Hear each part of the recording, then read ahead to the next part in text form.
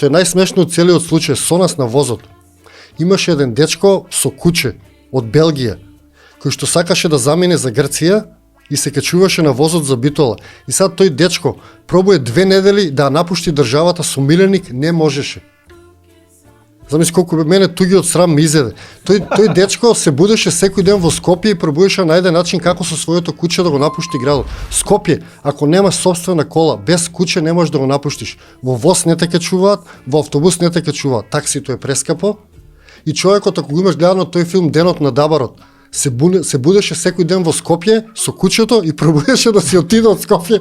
Не можеше 2 недели. Дечкото беше прекрасен лик. Да не се пресели тука? Не, на крај луѓе, ја го објавив тоа на видео, се сожалија, па собраа пари за такси, за превоз, па отидоа од Скопје.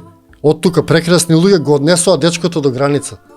Затоа што не можеше да си замине од Скопје со неговиот миленик, не можеш. Он нема пари за такси, таксито е 9000 денара до граница од тука.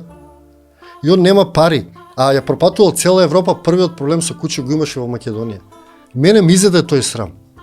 Кога не симнаа заедно со човекот, ми изеде тој срам. Врнеше надвор, беше ладно, ние имавме кај да се отидеме. Дечкото со една картонска кутија беше и со ранецот на него и престојуваше некој хотел тука и се жалеше дека нема пари. Авантурист, млад дечко студент кој што патува низ Европа, прекрасна личност.